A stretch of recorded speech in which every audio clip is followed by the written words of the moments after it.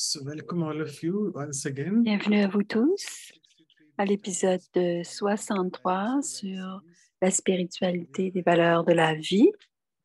Alors, nous sommes très chanceux d'avoir notre sœur, Dr. Gina. Bienvenue et merci d'avoir pris du temps pour venir nous rencontrer. Nous la connaissons bien, mais on va la présenter parce que c'est important. Elle est le fondateur des Brahma Kumaris, du centre de musée à Washington, D.C. C'est un musée des Brahma Kumaris.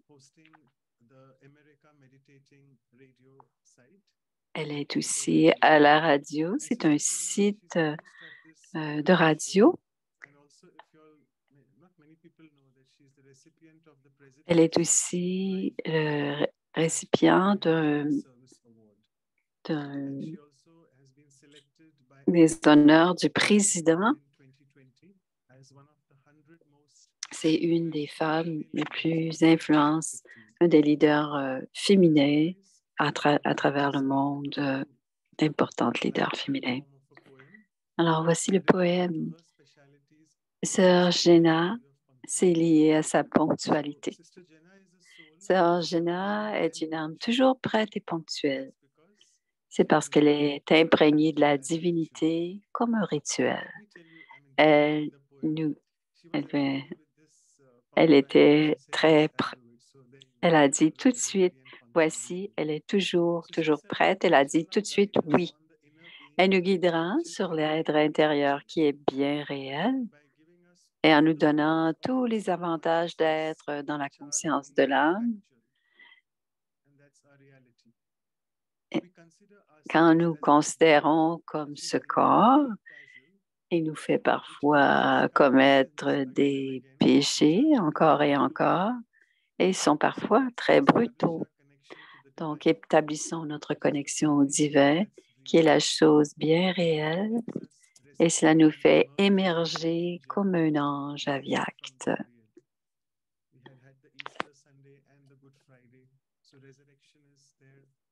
Et la résurrection est là, puisque Pâques était là il n'y a pas longtemps. Alors, ces conférences inspirent beaucoup d'âmes parce qu'elles sont bien pratiques. Elles allument l'étincelle à l'intérieur, elles font de nous, elles nous font sentir vraiment spirituels. Alors, bienvenue, Sister Gina et Sister Taran. Et c'est Taran qui va accueillir. Bienvenue, Sister Gina. C'est mon privilège et ma fortune de t'accueillir. Et c'est une orchidée qui vient juste. C'est une de nos. C'est comme des petits bébés. Elles viennent juste de fleurir. Merci beaucoup. Merci. Taran, je suis contente de te rencontrer. Om Shanti. Bonjour à tout le monde. Bon matin, bon après-midi, bonsoir. Quand je suis sur pas tout le monde dans l'auditoire est à la recherche de spiritualité ou qui sont éveillés à la spiritualité. Je dis simplement, puis, qu'est-ce qui se passe? Alors, Om Shanti, le protocole des Brahma Kumaris, et je fais partie des Brahma Kumaris depuis 30 ans déjà. Et mes parents, ils sont allés à un événement où Daddy Yankee était la personne qui parlait à Miami à ce moment-là, il y a 40 ans. Et c'était le flyer, le dépliant disait, elle se rappelle de Dieu depuis 40 ans à ce moment-là. Et c'est comme ça que j'ai été dans cette énergie des béquets, parce que quand ils sont revenus, mes parents, de cette rencontre, de ce soir-là, j'ai compris qu'il y avait quelque chose qui avait changé. Je ne savais pas c'était quoi, mais quelque chose avait changé en eux. Quelque chose était différent. Et c'était très subtil, sublime. Ils étaient allés à cet événement, mais quand ils sont revenus, quelque chose était très différent. Ils étaient plus tranquilles, ils étaient plus calmes et plus silencieux. Et ensuite, le lendemain, je les ai entendus. Ils ont quitté à 5h30 le matin. Où est-ce qu'ils s'en vont? Je les ai laissés faire et ils sont allés au centre à 6 heures le matin. Ils frappaient à la porte. C'était Wadi qui était à Miami et il frappait à la porte et la porte était fermée à clé. Et la personne qui vient à la porte nous ouvre la porte et dit, est-ce qu'on peut vous aider? Et ma mère a dit, Sister Gita, elle a dit, Daddy Janky nous a dit de venir ici à 6 heures. Il est 6 heures. Une question de ponctualité à la porte. Et bien, c'était encore fermé à clé. Alors, Wadi dit, je pense que vous devez venir ici. Et ma mère a dit, elle était très décidée. Elle a dit non. Elle a dit de venir au centre à 6 heures le matin et nous sommes ici. Elle a fermé la porte et elle a fermé la porte à clé. Elle a dit, je vais revenir. Ma mère et mon père étaient à l'extérieur et il y avait d'autres gens qui s'en venaient, bien sûr. Et 5 minutes plus tard, alors, ils étaient en train de se préparer et Daddy Yankee était à Miami. Donc, ils étaient en train de se préparer, sont entrés, c'est un endroit différent. Ils avaient l'impression d'être dans une machine à remonter le temps. Ils étaient dans un autre lieu temporel. Ils se sont assis. Daddy Yankee est sorti, elle est arrivée. Elle s'est assise devant le groupe. Et ma mère était vraiment surprise par les vibrations et elle se demandait où suis-je? Qu'est-ce qui se passe? Ma mère se disait cela. Qu'est-ce qui se passe? Elle n'était pas capable de dire qu'il y avait de la paix, de sentir la paix, l'amour. Il y avait quelque chose à l'intérieur, l'âme. Plusieurs d'entre vous qui êtes devenus des étudiants des Brahma Kumaris ou qui sont des amis ou qui sont dans un peu de clarté, un peu de plus de profondeur, même dans vos religions. Il y a quelque chose qui transcende le temps et cela devient tout à fait très présent, et ça se passe au bon moment, au bon endroit, au bon moment. Et les choses commencent c'était comme si c'était un courant et ça se passe sans aucun effort. Et de retour à la classe avec ma mère, mon père et Daddy Yankee, ma mère est assise là. Elle est arrivée à temps et elle a pu s'asseoir devant ma mère. Et comme elle était devant et d'être ponctuelle, elle a pu recevoir tout parce qu'elle avait mis la bonne intention, le bon effort là où elle devait être au bon moment. Et bien sûr, je n'avais pas besoin de vous dire le reste. Elle n'a jamais été la même après. Après cette journée-là, la vie de ma mère était complètement différente. Elle a été invitée, viens à cet endroit demain matin à 6 heures, la ponctualité. Peut-être si elle est arrivée à 6h15. Peut-être si elle n'était pas arrivée du tout, si elle s'était pas présentée du tout. Est-ce que sa foi, est-ce que sa foi aurait été la même? Est-ce qu'elle se serait assise au même endroit qu'il a, qu'il a mis confortable? Elle était ouverte à sentir ces vibrations de Dieu à travers Daddy Yankee. Et la vibration de l'espace aussi, du lieu. Alors, toute cette valeur de la ponctualité, ce n'est pas une petite valeur. Je dis, ah, ponctualité, bien, je vais en parler, je suis toujours à l'heure. Et je me suis mise à barater d'y penser plus profondément. Et ce n'est pas juste au sujet de la... Mes parents ont été ponctuels il y a 40 ans. Ils se sont présentés dans une maison étrangère, inconnue, habitée par des inconnus. On dit étrange parce que ils n'avaient jamais vu ces gens habillés tout en blanc ou dans un endroit aussi pur ou paisible. Ils n'avaient jamais entendu quelque chose d'aussi simple et cela les a transformés. Et cette ponctualité, cette présence a changé deux âmes pour le reste de leur vie sur la terre, Et le résultat de ce changement était le suivant. Cela a eu un impact sur ma vie à moi et sur des centaines de milliers de personnes après. Simplement, la ponctualité a fait en sorte qu'ils se sont assis là et se sont sentis en sécurité dans ce lieu, confortable. Alors, j'ai été élevée aux États-Unis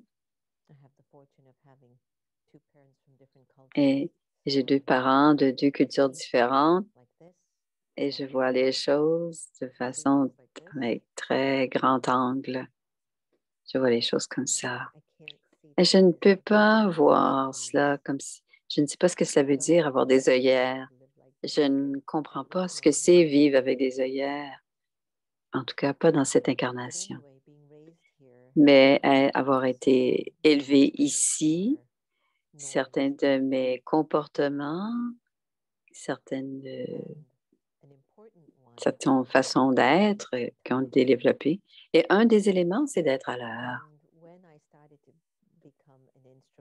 Et quand j'ai commencé à être un instrument et à enseigner, et que Daddy Yankee m'a envoyé à Washington, D.C.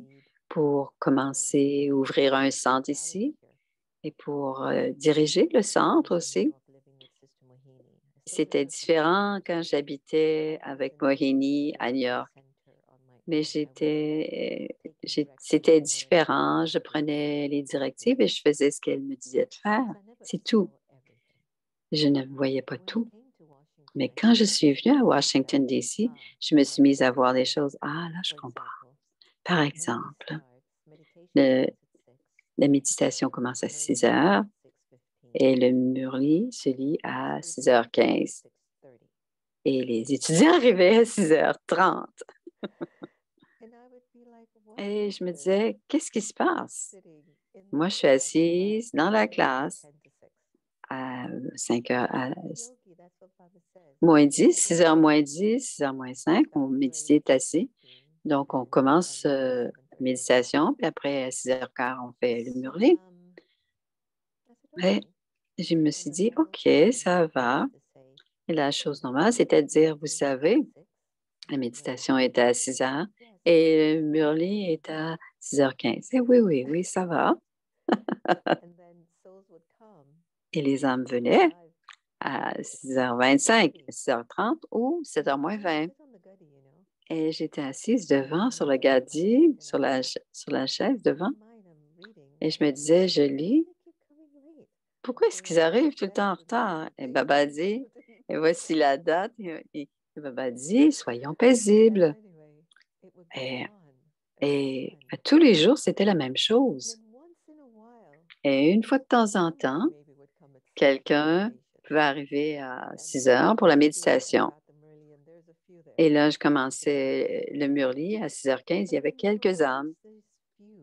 Mais il y avait toujours ces quelques âmes qui n'avaient aucune idée qu'à chaque fois qu'ils entraient en retard, elles étaient en train de...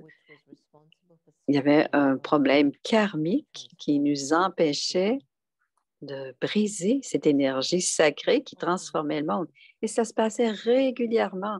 constamment, régulièrement, toujours ce certain nombre. Et ensuite, j'en parlais à certaines âmes et disaient, ça, c'est les Indiens, c'est normal.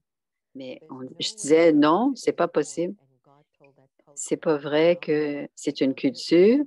Et parce que vous êtes Indien, vous allez être en retard. Vous n'allez pas être ponctuel. C'est pas possible que Dieu ait parlé comme ça, jamais. Donc, j'ai effacé cela. Je pense que c'est une question d'être capable de comprendre qu'est-ce que c'est l'importance de gérer son temps et qu'est-ce que c'est, comment est-ce que c'est lié au respect du soi, lié à l'estime de soi et aussi comprendre notre responsabilité et comprendre aussi le temps des autres, que le temps des autres est aussi important que le nôtre. Donc, il n'y a pas de raison de les faire attendre ou de les déranger dans une activité qui est importante pour eux. Donc, ça s'est passé pendant plusieurs années et je parlais à Baba, que j'appelle Dieu. Je ne comprends pas. Je suis toujours à l'heure. Pourquoi est-ce que les gens devraient venir à l'heure? Parce que moi, je suis à l'heure ou même avant moi. Et je dois vous dire aujourd'hui, ça arrive encore et ça me surprend toujours. Alors, quand j'ai commencé sur mon chemin spirituel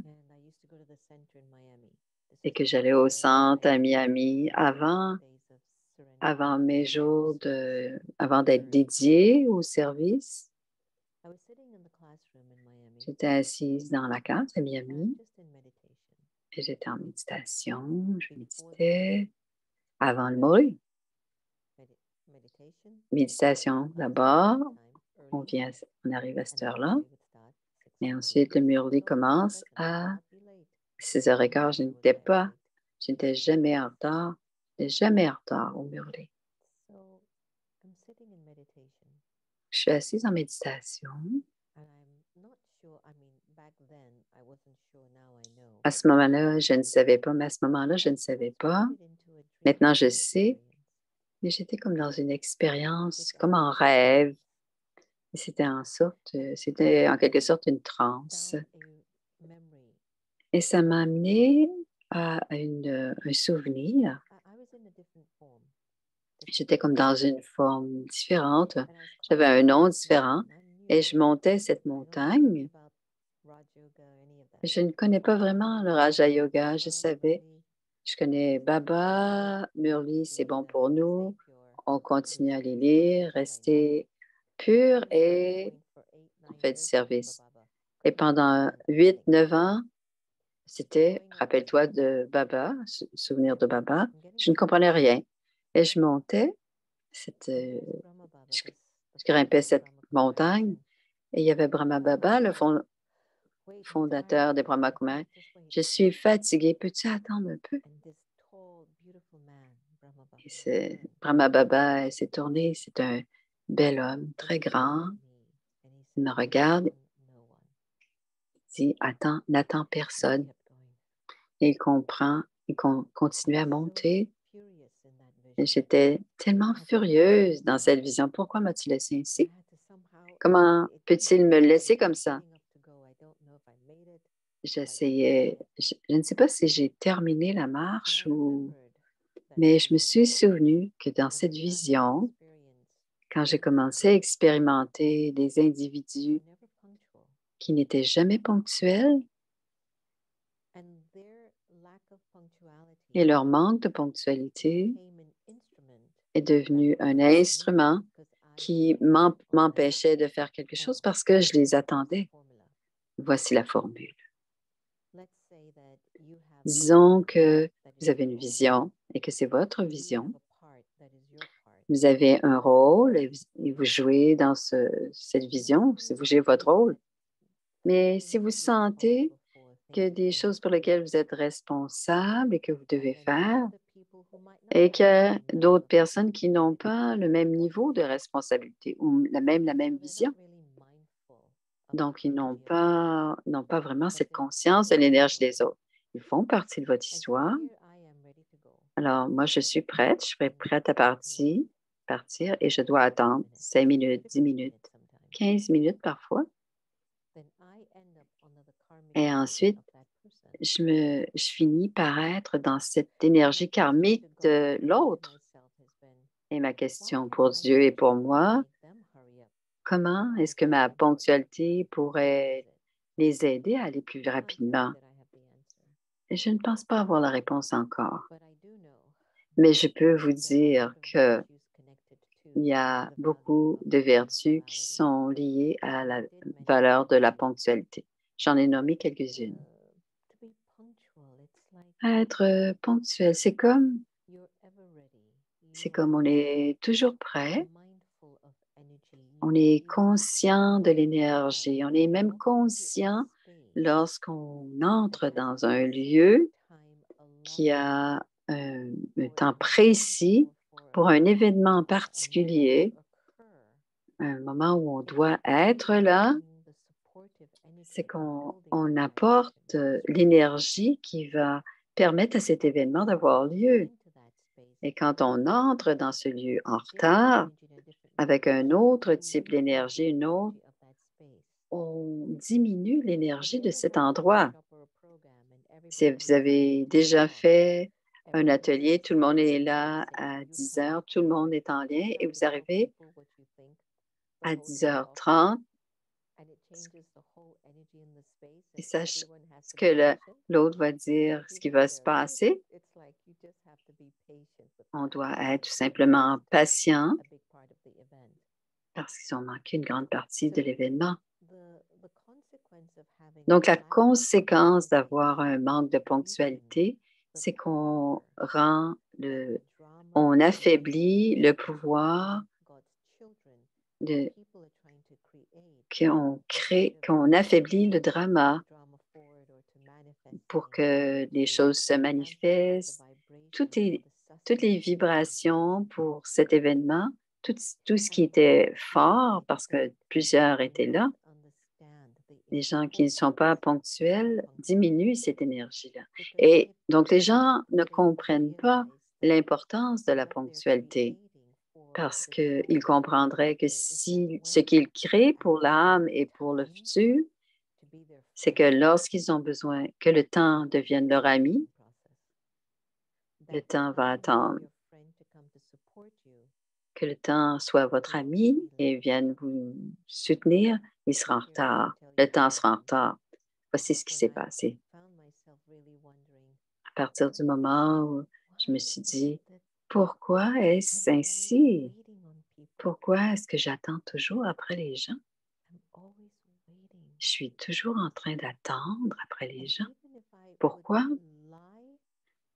Même si je faisais un mensonge et que je disais je dois quitter à 10 heures, ils arrivaient quand même, ils arrivaient à 11h moins 20. Même si je disais que je dois quitter, ils arrivaient plus tard aussi.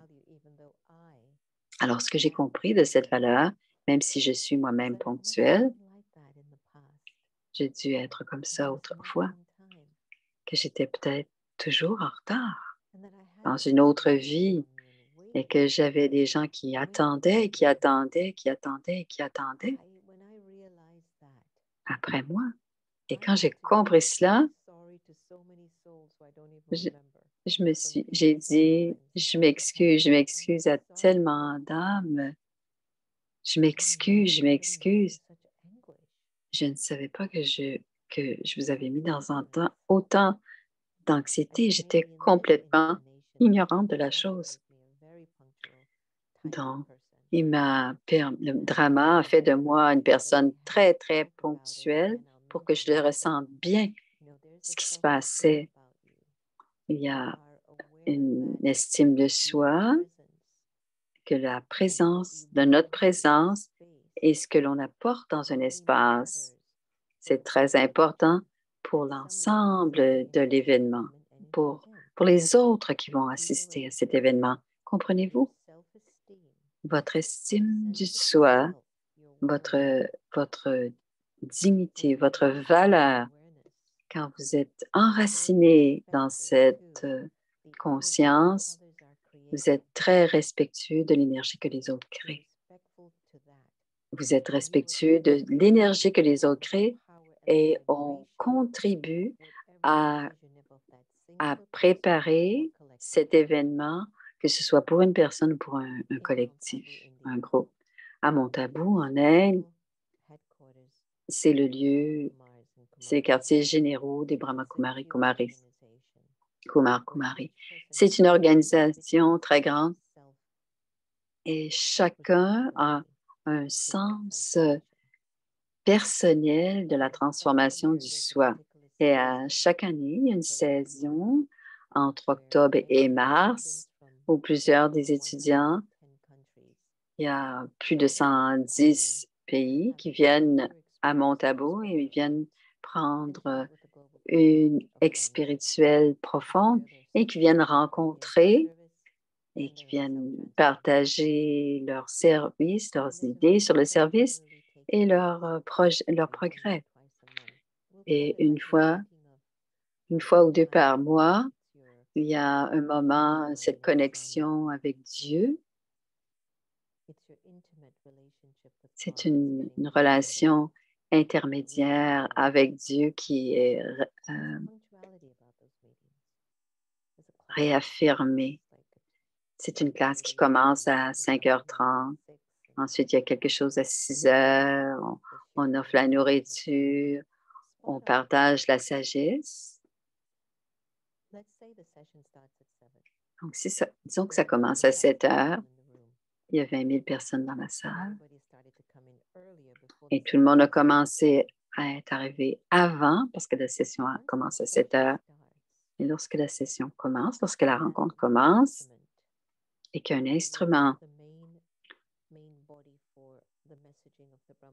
qui était la personne la plus importante arrive sur la scène et que tout le monde était assis dans cette salle, cette grande, grande salle, le pouvoir, la puissance dans cet espace était au-delà des mots. Il n'y avait jamais personne qui était pour entrer après le pouvoir de l'énergie. C'était impossible que quelqu'un d'autre entre après cette personne qui allait finalement boucler cette énergie. Et personne ne voulait arriver en retard. Personne ne voulait manquer un instant de cette vibration. Voilà. Et à cause de cette pratique dont j'ai été témoin, et comment cette énergie était construite, tout était en son temps. À 4h, on fait la méditation le matin. À 6h30, on fait une méditation Murli à 7h. Le déjeuner à 8h30. La classe à 10h30. Le lunch à 12h30. Ensuite, on a le thé à 4h30. Tout a un moment précis, programmé. Et quand on est conscient de cela, notre esprit est libre et cela devient une norme. Comment c'est? La ponctualité nous donne un esprit libre. L'intellect, l'esprit, le sens du soi, nos sens les plus profonds dans notre esprit, on a une profonde liberté quand on est ponctuel.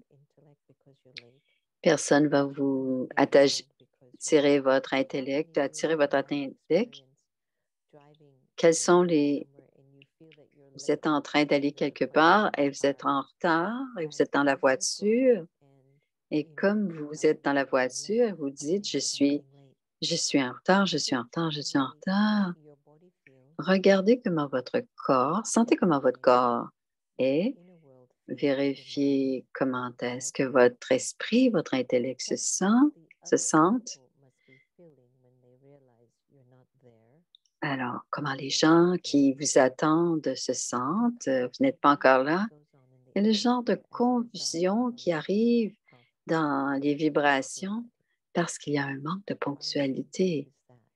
N'est-ce pas que c'est profondément karmique mettre des gens dans une situation de gaspillage de leur temps, ce qui est tout à fait pas nécessaire. Quand je suis en conscience d'âme,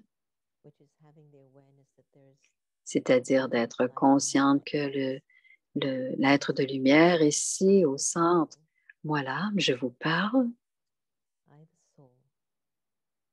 moi l'âme, assise derrière ces deux yeux, je partage simplement ce que j'ai senti, ce que je comprends, mon expérience, ce qu'on m'a dit, peut-être que qu'on m'a dit mais que je n'ai pas encore réalisé, mais tout ce que je suis, moi, je partage tout cela, moi l'âme, je partage tout cela avec vous. Alors, quand vous commencez à sentir cette valeur, cette énergie de l'âme, que l'âme est sur un pèlerinage du temps et que les choix que vous faites ont un impact, les résultats, les situations, les circonstances, les relations, comment tout cela fonctionne pour vous est un résultat des choix que vous faites et que le temps et que d'être ponctuel est un rôle très important dans votre vie.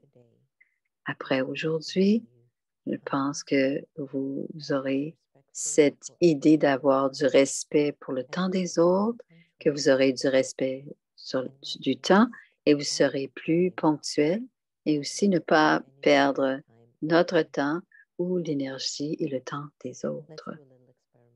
Donc, on va faire une petite expérience maintenant.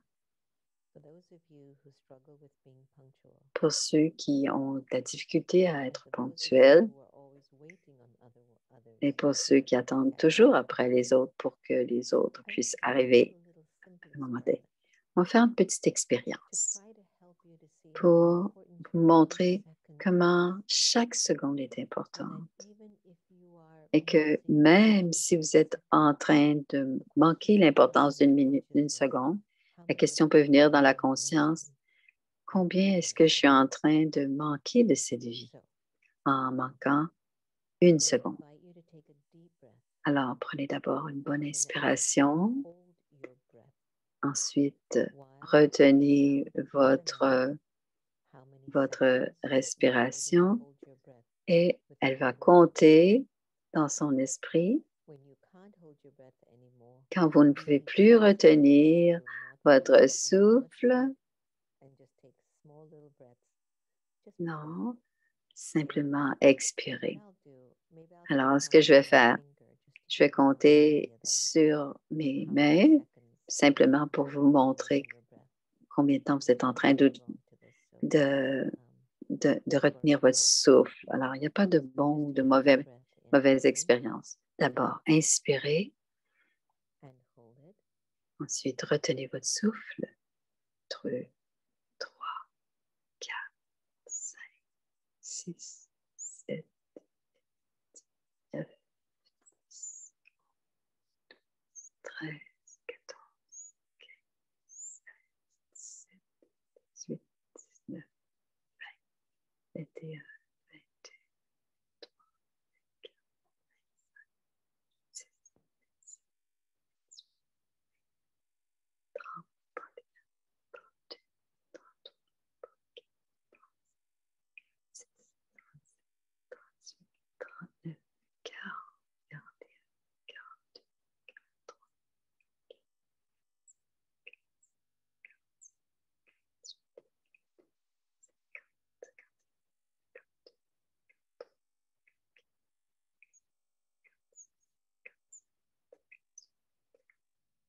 60.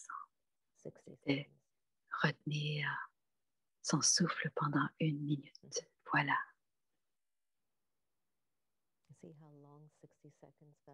C'est très long, 60 secondes. Combien de temps pouvez-vous retenir votre souffle? 10 secondes, 20 secondes, 30 secondes, 40 secondes. Vous reteniez votre souffle, votre temps, en train d'attendre pour pouvoir respirer et vivre. 50 secondes?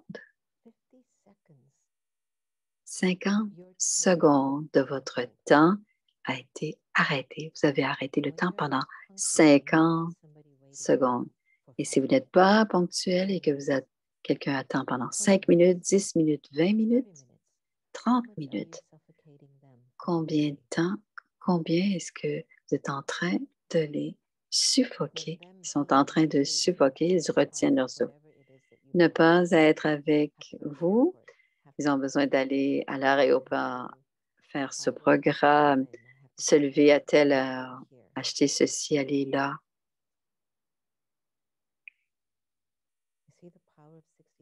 Voyez le pouvoir de 60 secondes.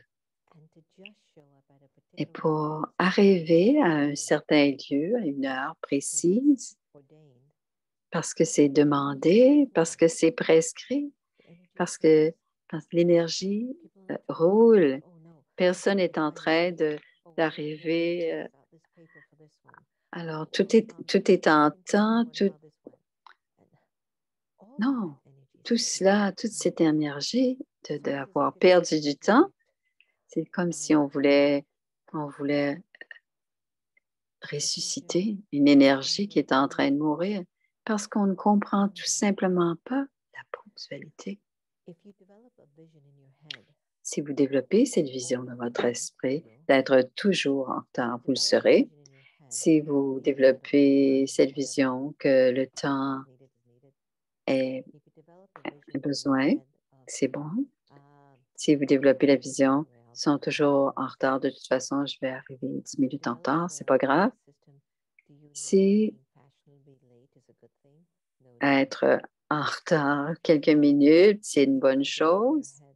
Si vous développez ce genre de croyance, vous allez commencer à voir que ce qui va arriver, que vous allez toujours arriver, vous êtes toujours en retard et vous arrivez à suffoquer et à suffoquer les autres par votre manque de ponctualité comme si c'était une norme. Donc, je vais vous faire voir une petite vidéo sur une vision qui peut vous attirer. C'est une vision qui vous attire à progresser. Et si vous êtes en retard, c'est comme si vous étiez en train de suffoquer. Attendre votre fortune, votre liberté, votre amour, toujours être en attente. Et vous êtes toujours en retard. Et quand vous avez cette vision, vous voulez que les autres soient en retard avec les autres parce que j'aime être dans le Raja Yoga parce que être ponctuel, c'est si important.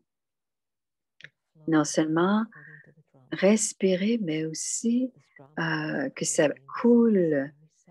Et tout est prévu,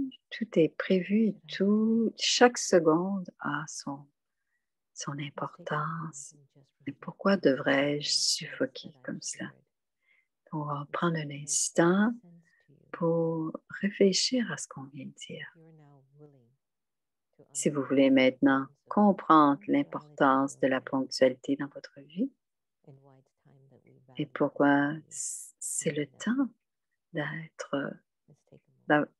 donner de la valeur à cette valeur de la ponctualité. Prenons un instant.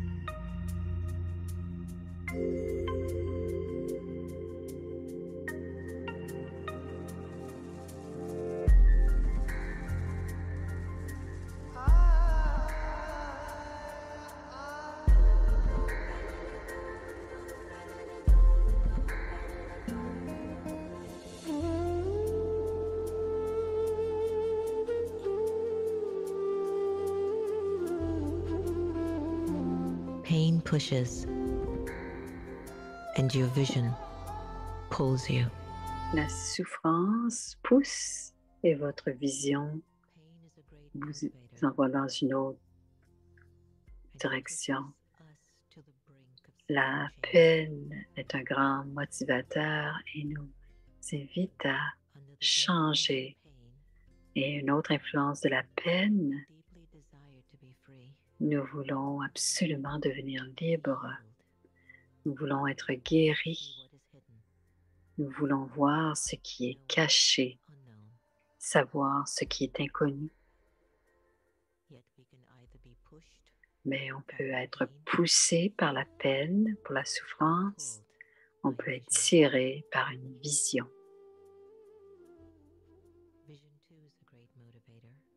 La vision est aussi un bon motivateur.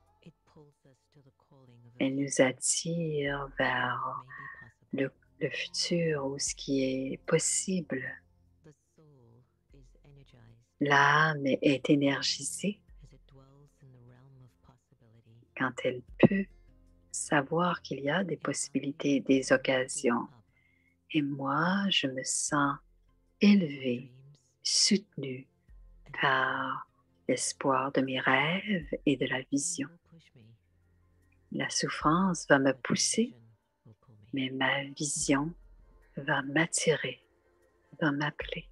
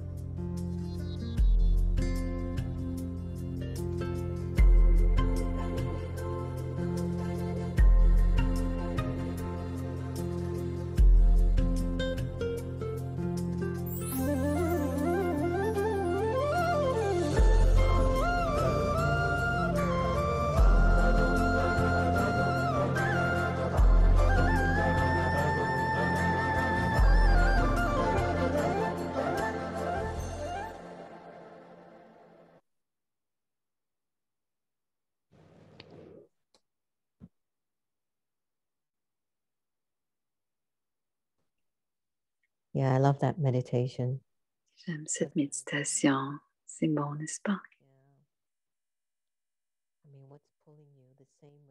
Est-ce qui vous attire la répétition, les habitudes, les comportements qui ne servent pas l'âme? On doit se demander, se poser ces questions continuellement parce qu'il y a certains choix que l'on fait qui font que notre vie est plus difficile et on a vraiment besoin de changer certaines choses. Dans les enseignements du Raja Yoga, on doit se considérer comme une âme et on doit se souvenir du Père. Et dans nos enseignements, c'est ce message fondamental.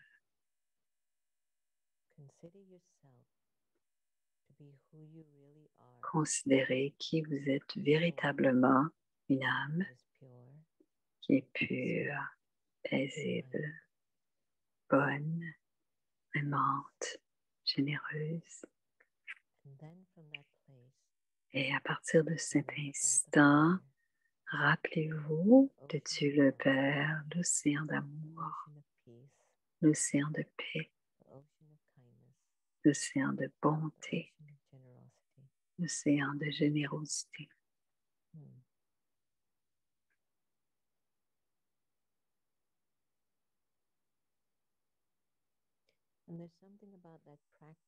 Il y a quelque chose dans cette pratique qui fait qu'on est au-delà du temps. Cette pratique fondamentale va faire en sorte qu'on se donne de la valeur, on cultive l'estime du soi, qu'on se respecte et qu'on respecte les autres. Et cela, on pourra identifier que notre présence fait la différence dans une pièce, qu'on soit à 10 minutes plus tôt, cela aide l'espace à grandir. Et quand on est en retard, que cette énergie arrive, il y a un manque, un gaspillage d'esprit qui arrive au mauvais moment et on apporte cette énergie. On sort cette énergie de la... On enlève l'énergie qu'on veut créer et cette pratique fondamentale d'arriver à l'heure, c'est de se considérer comme une âme pure, paisible, aimante, bonne, généreuse,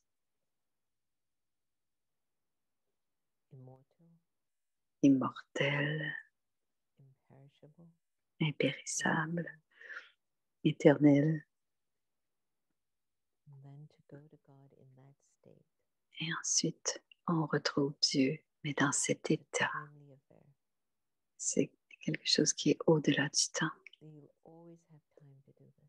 Et on a toujours le temps de faire cela. Et si vous pratiquez faire cela maintenant, dans les moments difficiles et critiques de votre vie, ou peut-être même le moment où vous prendrez votre dernier souffle, vous serez à l'heure. Et vous ne sentirez jamais le regret dans ces moments de la fin. Parce que l'âme quittera avec l'expérience d'être connectée au soi selon les valeurs et les vertus et aussi d'avoir ce lien très intime, profond avec Dieu. Et quel que soit le moment, quand ce sera le temps de changer, vous serez à l'heure, tout simplement. Et vous ne sentirez pas que vous êtes trop tôt ou trop tard, vous serez à l'heure. Comment vous avez mené votre vie avec vérité, être conscient. Il y avait du sacré, de la divinité, de la vérité, de la sagesse, il y avait de l'amour de Dieu. Et si vous portez toutes ces qualités dans votre âme, vous serez toujours à l'heure. Atcha, comprenez-vous?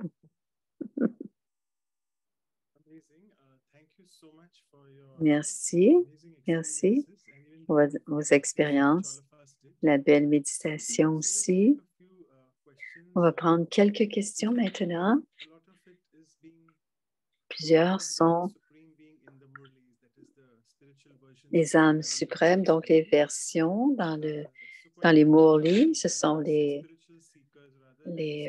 versions élevées. Deux éléments qui sont à l'opposé de la ponctualité, la négligence et la paresse. Comment? J'ai donné la réponse. Les enseignements fondamentaux des Brahma Kumaris, être une âme et se souvenir de Dieu. Je peux vous amener dans différents concepts intellectuels, mais même le dernier mois, tout ce que je focalise, est-ce que j'ai vraiment compris l'expérience d'être une âme et me souvenir de Dieu le suprême. Et quand je fais cela, Je choisis les pensées déterminées quand je suis dans ce lieu naturel et pur.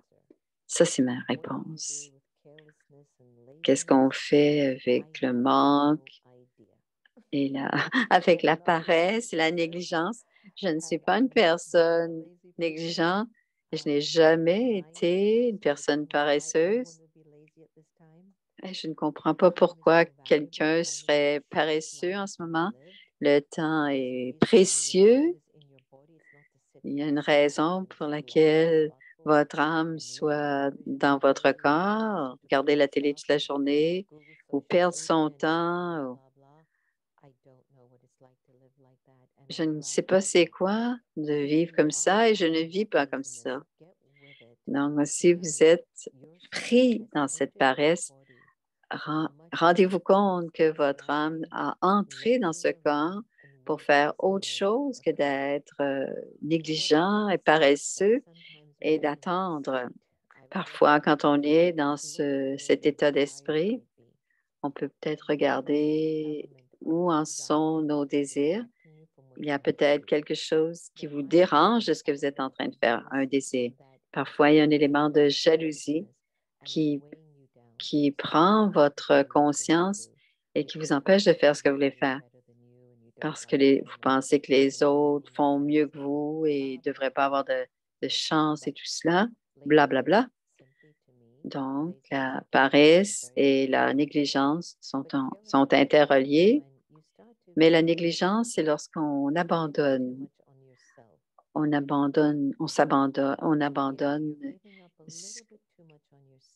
laisse faire trop rapidement. Et parfois, ce sont des désirs qui ne sont pas comblés. Donc, ma réponse, simplement, ce que l'on enseigne chez les Brahmakumaris tous les jours, et on l'entend tous les jours, et on ne sait plus vraiment nécessairement quoi faire avec. Allez-y, retournez. Si vous ralentissez vraiment beaucoup dans votre pratique et que vous vous considérez comme étant une âme, sentez cette énergie. Vous sentez vraiment l'âme et vous vous connectez à Dieu. Il n'y a rien qui peut faire que vous allez être négligent ou paresseux puisque ça ne sera pas permis. Je vérifierai les désirs, les jalousies, la négligence, la paresse. Est-ce que c'est un type de dépression et que vous ne prenez plus soin de vous parce que vos désirs ne sont pas comblés? Et remplacez cela, mon âme est dans mon corps pour une raison et c'est de vivre. Et c'est pour grandir, et c'est pour relever les défis, et c'est pour apprendre, et c'est pour apprendre à faire de nouvelles choses, d'être curieux. Et même, c'est pour expérimenter comment profondément je peux aimer Dieu et qu'est-ce que cet amour peut faire dans le monde. Simplement être un observateur, d'être ce témoin subtil de cette énergie autour de soi et de l'âme. Et cela va vous garder. Alors, je vous souhaite bon courage. Qui a posé la question? Il y a quelqu'un, un médecin qui pose la question. Elle a plusieurs participants qui arrivent en retard. Donc, elle fait des présentations sur Zoom et en tant que personne formateur. Et comme les éléments qui sont enseignés sont en lien les uns les autres, et comment est-ce que je peux régler la situation étant donné que je suis le formateur? D'abord, vous allez probablement dire pourquoi sont-ils en retard, tout cela, mais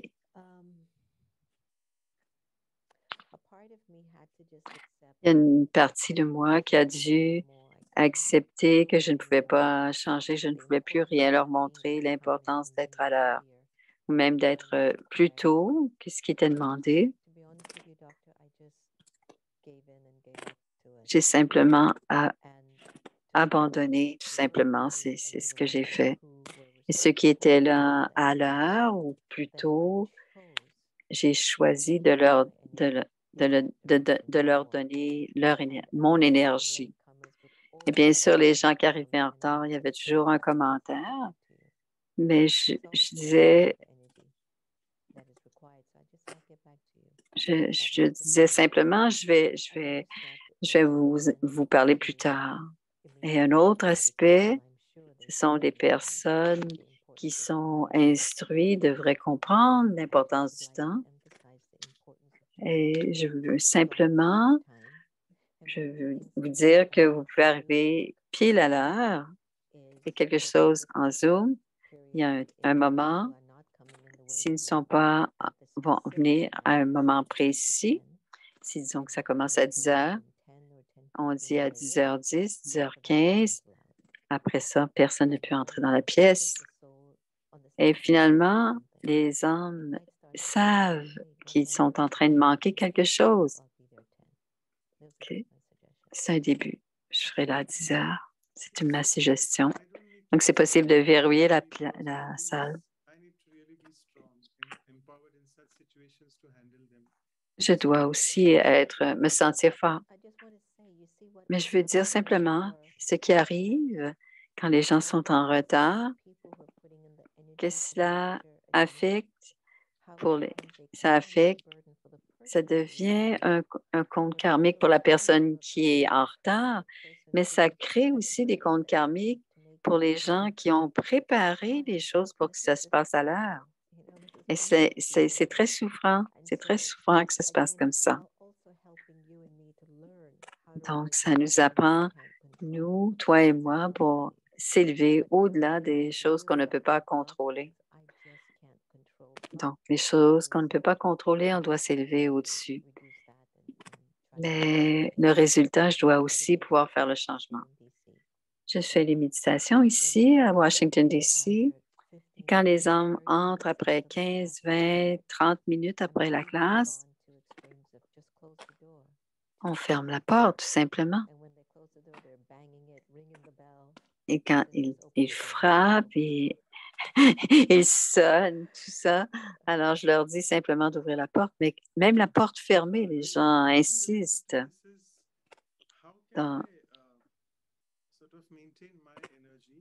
Comment puis-je garder mon énergie? Est-ce que je peux changer les autres avec mon bon souhait ou les croyances et les comportements avec des bons souhaits? Mais avec les vibrations de ponctualité, est-ce qu'il est possible de rendre les autres ponctuels? Je suis certaine que tout est possible. Une histoire, une femme, elle dit, tu ne vaux rien, elle part, je ne peux pas retourner. Il m'a dit que je ne valais rien. Donc, le centre décide de la garder parce qu'ils ne savent pas quoi faire. Et l'homme arrive, ma femme vaut rien. Je pensais que vous pourriez l'aider, mais même si elle est là avec vous, elles ne la garderont pas. Elle ne vaut rien. Et c'était sa pensée à lui, au mari, à son sujet. Elle a réussi. Elle a continué à garder ses bons souhaits, de le bénir. Elle dit, j'ai été mariée à toi depuis 30 ans. Je ne te souhaite pas de mal, mais je dois améliorer ma vie. Elle avait des bons souhaits pour lui continuellement. Longue histoire courte. Ils ont continué. Ils habitent chacun de leur côté. Il a beaucoup de respect pour elle. Maintenant, ils sont bons amis. Maintenant, ils se parlent. Maintenant, ils sortent ensemble. Qui a changé qui? Je dirais que ses bons souhaits et ses sentiments purs lui ont rappelé à lui qu'il pouvait avoir aussi des bons souhaits, des sentiments purs. Est-ce qu'on peut changer les autres? On peut simplement se changer, mais quand on se change, ça va inspirer les autres à changer. Une autre question, c'est sur le changement climatique. Avant, en avril, il ne pleuvait jamais. Maintenant, il fait tellement chaud qu'il pleut toujours. Les agriculteurs, ils perdent de l'argent et les changements climatiques sont en train de nous montrer que quelque chose ne va pas bien. Comment est-ce qu'on peut corriger cela? C'est une belle question. Ça va. D'abord, on change soi, on change comment on utilise nos pensées, nos paroles, nos actions. Est-ce que c'est aligné avec la loi universelle de la nature? Si je suis dans une salle, il y a une rencontre et quelqu'un qui arrive, qui a toujours des questions, des commentaires dans le milieu de la rencontre. Je parle du changement global. Je lui ai dit, qu'est-ce qu'on va manger? Qu'est-ce que c'est le tollé d'aujourd'hui? Est-ce que tu as vu? Et je dis, très bien, mais ce n'est pas le bon moment. Et qu'est-ce qui arrive à l'intérieur de nous? On a aussi des pensées, on dit des choses, on fait des choses qui ne sont pas appropriées au moment où on les dit. Et comme nous faisons partie de la nature reflète qu'on n'est pas ponctuel. Donc, les saisons sont pas à l'heure, sont pas au moment. La preuve de ne pas être conscient du temps ou de ne pas être ponctuel, tout est en train et c'est ce que la nature nous montre.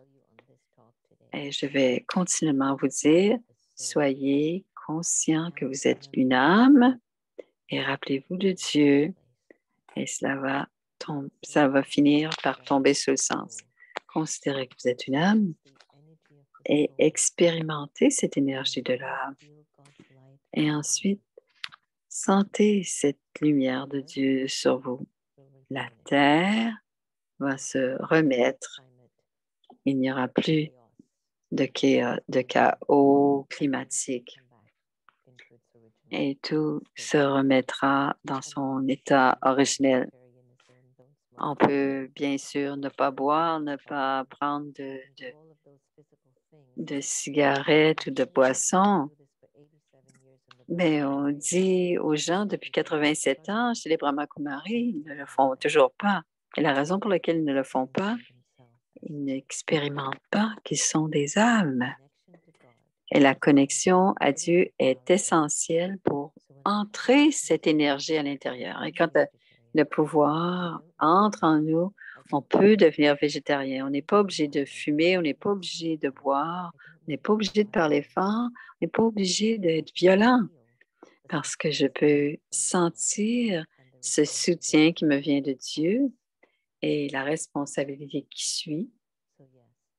Oui, c'est toujours la même réponse. En lien avec la ponctualité, c'est être en... Qu'est-ce qu'on fait quand les gens sont en retard et les changements climatiques? Sentez l'âme. Sentez cette âme en vous.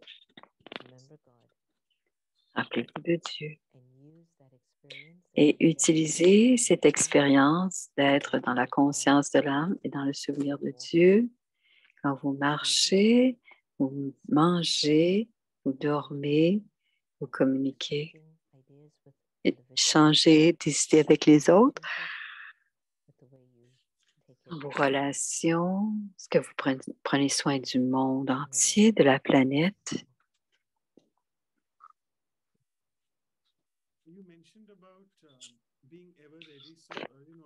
Être toujours prêt. C'est vrai que les gens sont conscients du temps, sont toujours prêts. Est-ce que tu veux peut-être éclairer ce contexte spirituel quand on dit d'être toujours prêt? Je pense que dans mon cas, c'est un peu différent parce que quand j'étais jeune, j'étais pour quitter le corps à 33 ans. Et je voyais le chiffre 33 et je suis au-delà de ça maintenant, mais je pensais que j'allais quitter à 33 ans et je sentais que je n'avais aucun temps à perdre. Et le résultat, la conséquence, c'est que tout était important pour moi. Et même dans les journées où j'étais en train, je cherchais des fenêtres de certaines réalisations, de certains enseignements pour ne pas dire que perdais mon temps d'être avec cette personne. Peut-être que c'est l'éclat dans leur œil, peut-être que c'est la façon qu'il s'habillait, peut-être que c'est la façon qu'il marchait dans la pièce. J'avais besoin d'apprendre. J'étais alerte à tout apprendre d'apprendre et d'apprendre quelque chose de nouveau. Et en étant alerte, toujours vouloir faire quelque chose de nouveau, vous êtes prêt à, à- à répondre à tout ce qui vous est permis de recevoir. Et ça revient toujours à l'âme et à Dieu. Si on prend soin de l'âme et que l'âme a une expérience silencieuse et de la belle sagesse, tout ce qui se passe, on peut y répondre. C'est un beau sujet. C'est tellement bien quand on est toujours prêt, on a fait tout ce qu'on avait à faire, on a tout mis en place. Et ce qui est nécessaire, on est libre ou disponible pour le Seva. Alors, si on a préparé tout pour l'âme, pour que l'âme soit prête, est-ce que vous avez fait tout dans le monde physique? On est libre. Et quand l'esprit est libre, on est toujours prêt pour cette fortune qui vient frapper à notre porte ou ces expériences d'apprentissage qui viennent frapper à la porte.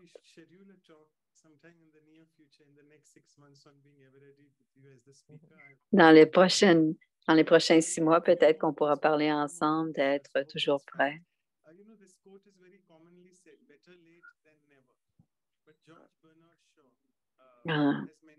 C'est mieux vaut tard que jamais. Mieux vaut jamais que d'être en retard. Est-ce que tu peux en parler? Je vais parler avec M. Shah. C'est mieux jamais que vous brisez l'atmosphère quand vous êtes en retard, tout simplement. Quand on dit mieux vaut tard que jamais, on dit c'est pour la personne qui a fini par, qui a été en mesure de pouvoir capturer ce qui reste et que le peu est ça. Mais ceux qui mettent l'énergie à préparer l'événement, par exemple, un peu, c'est jamais assez. Ce qui est assez, c'est ce qui est abondant, ce qui est limité. C'est mieux vaut tard que jamais. Si vous ne pouvez pas arriver, vous êtes mieux de ne pas venir du tout. Et si vous voulez juste un peu et que c'est tout ce que vous valez, j'imagine que c'est peut-être mieux vaut tard que jamais. Mais qu'est-ce que c'est le problème à être à l'heure? Qu'est-ce que c'est d'être 5 à 10 minutes d'avance, être assis en sa propre compagnie et se rappeler de Dieu et d'apprécier cette pièce dans laquelle on est. Peut-être que jamais personne a exploré cette beauté d'être tôt et les trésors et les cadeaux qui viennent d'être plus tôt. Vous avez quelque chose que d'autres n'expérimenteront pas. En tout cas, ce n'est pas ceux qui vont arriver en retard. Le sacré, la paix, l'intimité, parce que s'il y a quelqu'un d'autre, vous pouvez avoir une conversation très tranquille. Si vous arrivez à l'heure, vous avez l'occasion d'aider quelqu'un. C'est toujours mieux d'arriver plus tôt que d'arriver en retard, n'est-ce pas? Et ça me rappelle une autre question des mariages indiens. Les invités sont toujours à l'heure, mais le couple est toujours en retard. What was her name again? Santosh. Oh, she was just brilliant. Vidya something. Elle était extraordinaire. Je me rappelle pas si c'est une comédienne. Elle est venue pour certains de nos événements. Elle a amené ses amis américains à un mariage indien. Et il y avait tellement beaucoup de couleurs. Les Indiens, c'était extraordinaire le premier jour du mariage. Mais la deuxième fois, c'est autre chose. Oh, il y a 2 jours, c'est vraiment extraordinaire. Il y avait 3 ou 4, 5 jours. Le 5e jour il pleure. Quand est-ce que ça se termine, ce mariage? Quand est-ce que ça va se terminer, cet événement? Alors, il y a parfois des choses, quand assez, c'est assez. Hein, les gens peuvent, la pauvre mariée ou les pauvres mariés sont très nerveux de faire cette entente et ils ne peuvent pas vraiment être à l'heure parce qu'ils ont trop, leur esprit est préoccupé, tout simplement. Et les mariages indiens sont toute une expérience. Et voici la dernière question. Vous avez parlé de l'exemple de Daddy Yankee au début, oui.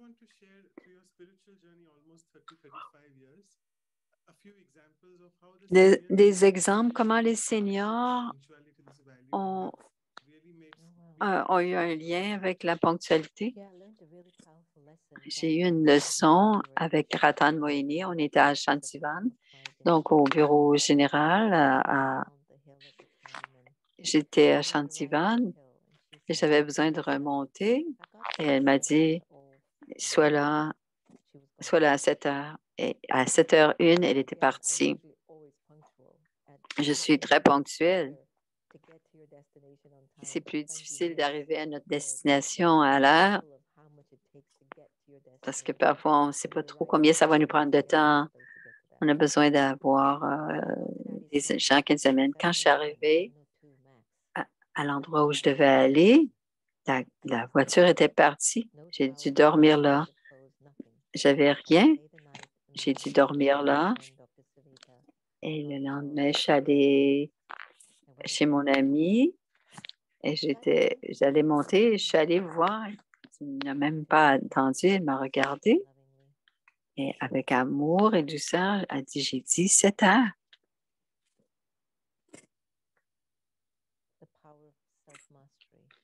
C'était le pouvoir du maître. Ces âmes ont une poignée de l'importance de chaque seconde et la valeur de chaque moment. Je ne sais pas si Jenna va arriver à l'heure. Elle a dit, j'ai dit 7 heures. Et ce que les seniors ont, ce qui est incroyable finalement, c'est non seulement elles ont l'expérience sur une longue période de temps d'expérimenter avec toutes ces idées et comment ces idées travaillent et ont du succès pour elles. Maintenant, elles ont saisi l'importance de la vie. Est-ce que j'ai appris de ces instruments? Ne perdez pas votre vie. Soyez dans le service. Si vous ne pouvez pas donner physiquement votre temps, votre expérience, soyez un instrument qui peut générer des vibrations, du confort aux âmes, aux esprits des âmes. Et si vous pouvez réconforter les esprits, les âmes, dans la conscience de l'âme, dans la conscience de Dieu, Elles ont toutes fondamentalement cette même croyance. Le temps est essentiel. Dieu est ici et mon changement doit se passer à l'intérieur et je dois créer ma fortune. Et si on met ça tout cela ensemble et qu'on l'utilise pour soi-même, ce sera le plus grand des trésors. Alors, on doit tous créer notre fortune. Merci. C'était une discussion extraordinaire. Donc, à nous, venir vous dire nos remerciements. Vous remercie. Merci, Brother Manoj. Je ne sais pas, je ne sais pas quel mot utiliser pour dire, pour te remercier. C'était une belle méditation. J'ai beaucoup de respect. Chacun d'entre nous, on doit réfléchir et c'est vraiment intense que tu nous as fait vivre aujourd'hui. J'ai adoré que on doit être là parce qu'on doit créer notre fortune et parfois on est distrait et quelque chose de déranger les autres. Donc, être ponctuel, mais à l'heure, mais aussi peut-être même un peu avant, on doit être présent. Beaucoup, beaucoup, beaucoup de points, Jenna. Merci. Tu nous as toujours donné beaucoup et même plus encore. Merci beaucoup. Merci à vous tous pour faire ce que vous faites. Ceux qui venez, même si vous êtes nouveau ici, tout ce que je peux vous dire, j'ai fait beaucoup de Zoom, mais je dois admettre que ici, quand ces gens font, c'est le plus sincère et généreux. Ils mettent de l'énergie, beaucoup d'énergie. Ils ont plus de 60 émissions et ça a été constant durant COVID et après COVID. Et partagez si vous avez entendu et essayez de voir et contactez-les. Grandissons ensemble pour que l'âme puisse sentir cette façon de vivre cette abondance et cette générosité. Merci beaucoup, Jenna. C'était des mots gentils et puissants pour nous tous. Merci beaucoup. Sans les participants et les gens qui assistent, ça ne fonctionnerait pas.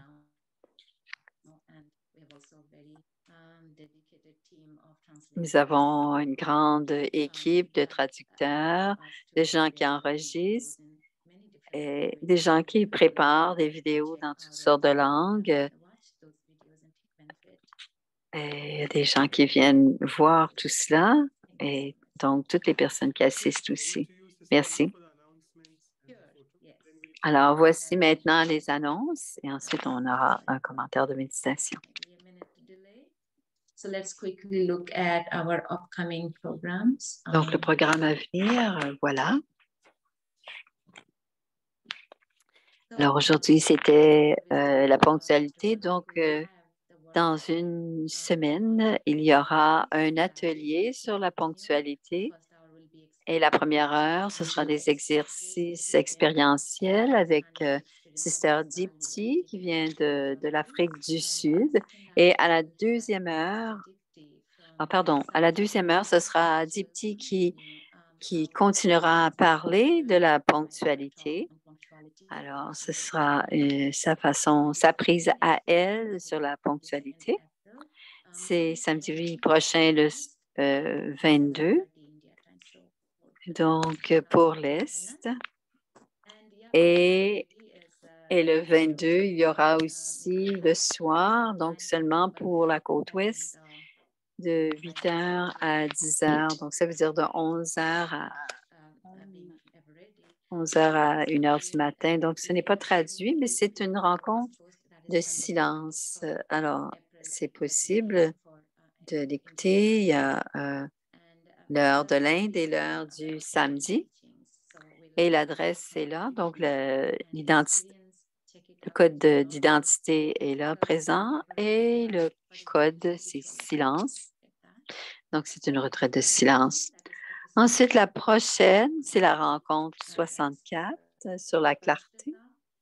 Et ce sera le dimanche.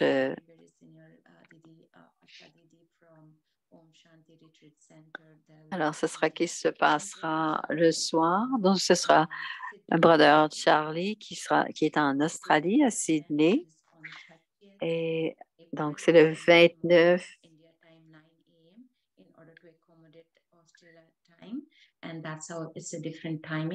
Alors, ça ne sera pas possible, pour le Canada, seulement dans l'ouest du Canada. Ensuite, voici les sites, les adresses des sites ou les adresses de la chaîne YouTube. Et aussi, merci à tous. Bien sûr, on veut la méditation.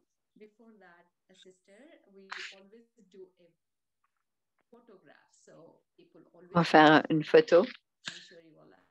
On va prendre une photo.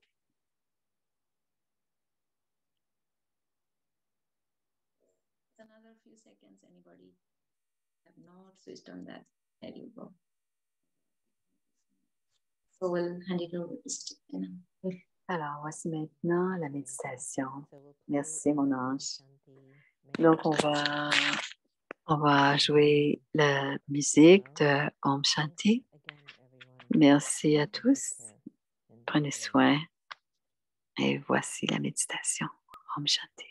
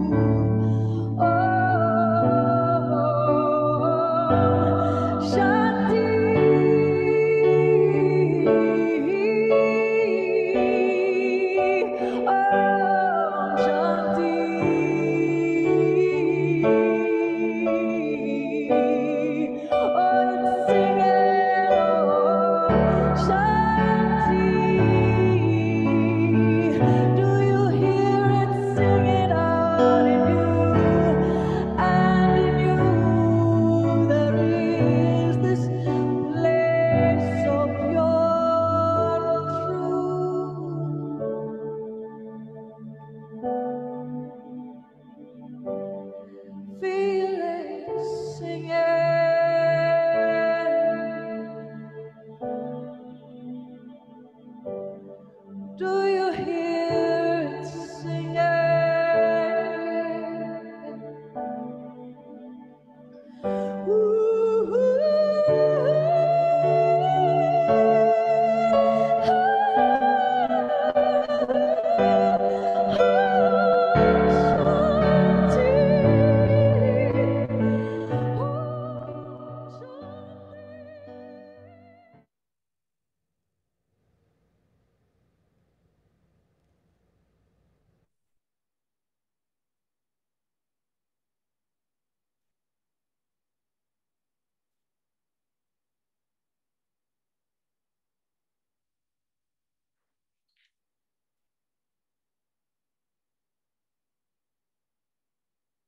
Thank you once again.